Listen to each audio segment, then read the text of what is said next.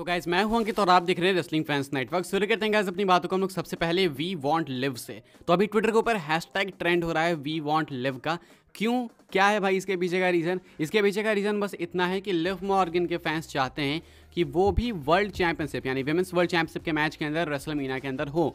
अब ये चीज़ देखो भाई, मैंने तभी बोली थी जब ये वी वांट कोडी वाली चीज़ चल रही थी, तभी मैंने आपको कहा था कि अगर डब्ल्यूडब्ल्यूई वी वांट कोडी के हैशटैग को, इस आउटरेस को देख के मैच चेंज करती है, अगर कोडी को वापस से डालती है मैच के अंदर, तो ये बहुत ही पुअर एग्जाम्पल सेट करेगा, नेगेटिव एग्जाम्पल सेट करेगा। इसके बाद फैंस हर चीज़ में ट्रेंड कराएंगे, ये करा दो, वो करा दो, ये करा दो, वो करा दो। तो मैंने बोला था एंड अभी देख लो भाई, वी वांट लिव ट्रेंड हो रहा है। एंड अब डब्ल्यूडब्ल्यूई को प्रेशराइज करने की जो है ना हमेशा कोशिश रहेगी कि तुमने ये नहीं करा हम ट्रेंड कराएंगे, तुमने ये नहीं करा हम ट्रेंड कराएंगे। तो यही सारी चीज़ें हैं एंड अभी वी वांट लिव इसलिए ट्रेंड हो रहा है बिकॉज लोगों का कहना है कि बेकी लिंच ने लिव मॉर्गन की अपॉर्चुनिटी ले ली। चलो भाई, कोडी वाले सिचुएशन में मैं समझता हूँ कि हाँ चलो कोडी वाला समझ आता है बिकॉज कोडी की वो अपॉर्चुनिटी थी। मैं खुद भी अगर ये बोलूँ कि रॉक वर्सेस रोमन मुझे देखना है तो भी मैं ये बात बोलूँगा कि कोडी ज़्यादा डिजर्विंग थे रोमन को फेस करने के लिए बिकॉज कोडी की स्टोरी डब्ल्यूडब्ल्यूई साल भर कंटिन्यू कर रही थी, ये बात तो है, ये फैक्ट है।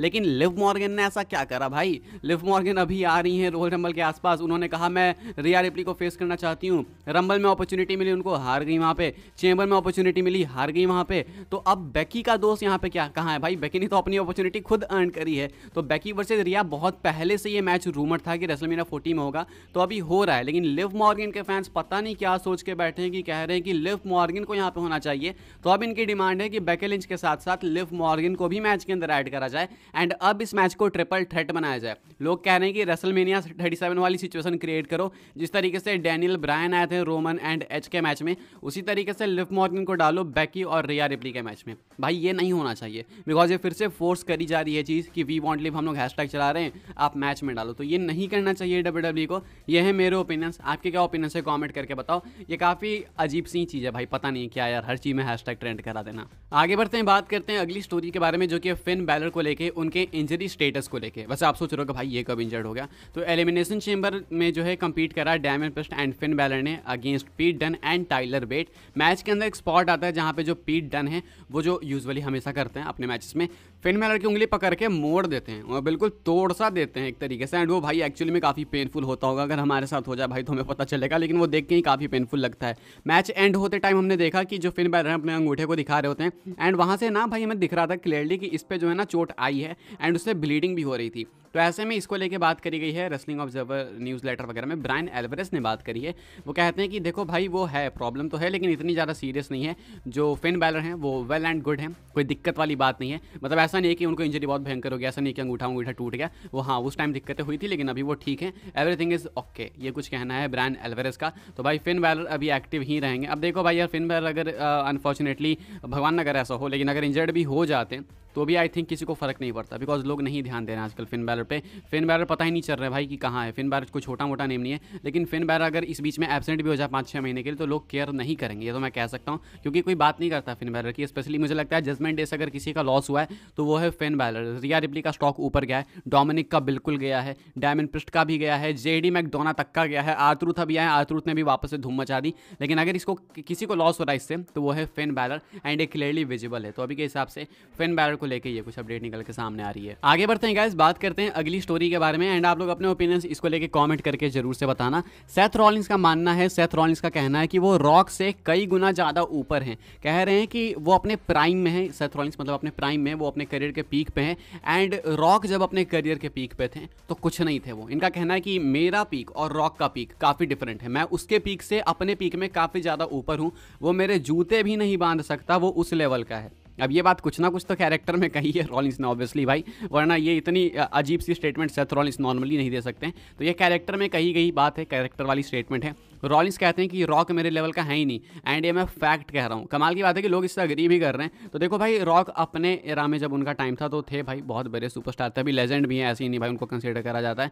तो ऐसे में रॉलिंस कहते हैं कि वो जो भी होगा अपने घर पे होगा, उस टाइम पे होगा। अगर मैं उस टाइम पे रहता तो कोई इसको पूछता भी नहीं बिकॉज मैं अपने करियर में, मैं अपने प्राइम पे हूँ एंड वो मेरे आगे टिक नहीं सकता। मेरे हिसाब से सेथ रॉलिंस, देखो भाई जो भी कह रहे हैं वो कैरेक्टर में कह रहे हैं, लेकिन मेरे अकॉर्डिंग जो सेथ रॉलिंस का प्राइम था वो 2014-15 में आया था जब सेथ रॉलिंस वर्ल्ड चैंपियन बने थे रेसलमेनिया रेसलमीना में कैश इन करने के बाद, वो सेथ रॉलिंस का प्राइम था मेरे अकॉर्डिंग। आप लोग के ओपिनियंस डिफरेंट हो सकता है ऑब्वियसली, लेकिन मुझे लगता है वो रॉलिंस का प्राइम था। अनफॉर्चुनेटली वहाँ पे इंजरी हुई सेथ रॉलिंस को, उसके बाद वो एब्सेंट हो गया अच्छे खासे टाइम के लिए। तो अगर वो नहीं होता तो पता नहीं सेथ रॉलिंस का कैरेक्टर कहाँ पे जाता, लेकिन मेरे हिसाब से हमेशा मेरे लिए वही प्राइम रहेगा। मेरा वो फेवरेट गिमिक है रॉलिंस का, वो J&J सिक्योरिटी के साथ आते थे, वो जो अथॉरिटी सपोर्ट करती थी रॉलिंस को, वो ज़बरदस्त था भाई। तो अभी के हिसाब से रॉलिंस क्लेम करते हैं कि ये इनका प्राइम है एंड रॉक इसको टच भी नहीं कर सकते। आगे बढ़ते हैं, बात करते हैं अगली स्टोरी के बारे में, जो कि है भाई यूएस टाइटल को लेकर। तो रेसलमीनिया के अंदर अभी दिख रहा है कि Randy Orton versus Logan Paul, ये वाला मैच हो सकता है। दूसरा एक ऑप्शन है Randy Orton versus Logan Paul versus Kevin Owens के मैच का।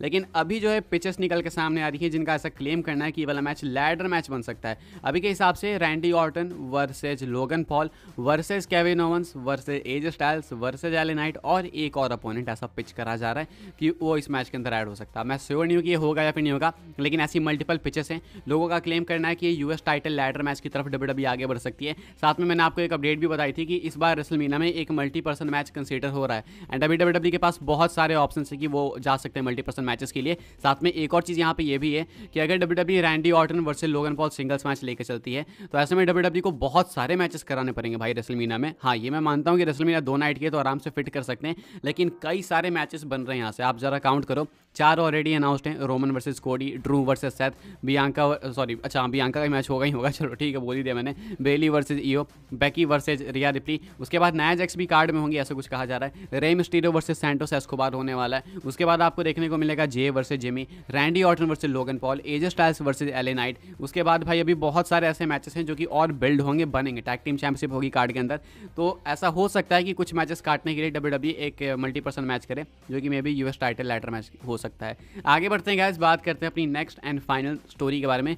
WWE ने देख के लग रहा है कि कंफर्म कर दिया है कि हमें blood line versus Rollins and Cody ही देखने को मिलेगा, ऐसा WWE क्लेम कर रही है, ऐसा कुछ कहा जा रहा है। अभी हमने देखा कि एलिमिनेशन चेंबर में कोडी रोड्स ओपन चैलेंज करते हैं रॉक को एक सिंगल्स मैच के लिए, लेकिन वहाँ पे रॉलिंस कहते हैं कि तुम्हें भी पता यार कि ब्लड लाइन उसके साथ रहेगी तो इतना ईजी नहीं होगा तुम्हारे लिए, तो मैं तुम्हारे साथ खड़ा हूँ। तो रॉलिंस से रेगुलरली इस चीज़ को दिखा रहे हैं कि मैं तुम्हारे साथ हूँ, मैं तुम्हारे साथ हूँ। अब ऐसे में WWE जो है ना इस चीज़ को पॉइंट आउट करती है, WWE एक तरीके से कंफर्म कर देती है। हालांकि रॉलिंस ने ऐसा नहीं कहा कि मैं और कोडी चैलेंज कर रहे हैं, रॉलिंस सिर्फ इतना बोल के निकलते हैं, वहाँ से सेगमेंट खत्म होता है, मारपीट होती है उसके बाद वहाँ पे।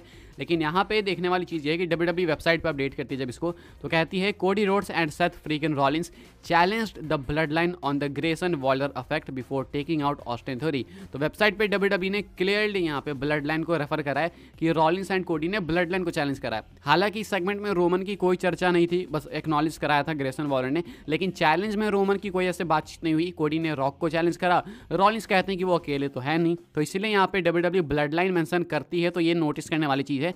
WWE अपनी साइड से क्लियर कर रही है कि रोमन एंड रॉक वर्सेस कोडी एंड रॉलिंस ये वर्किंग प्लान है। अभी के हिसाब से गैस WWE ने कंफर्म कर दिया एंड इस वीडियो के लिए कुछ अपडेट्स है। आई होप्स आपको इन्फॉर्मेशन मिली हो। मेरे तो वीडियो को लाइक करें, शेयर करें, सब्सक्राइब करें, चैनल को फॉलो कर सकते हैं आप लोग मुझे इंस्टाग्राम एंड ट्विटर पर, लिंक आपको मिल जाएगा डिस्क्रिप्शन में। ज्वाइन कर सकते हैं व्हाट्सएप चैनल को, उसके भी लिंक है डिस्क्रिप्शन में। मिलता है अपने नेक्स्ट ऑफर काफ़ी इंटरेस्टिंग वीडियो में।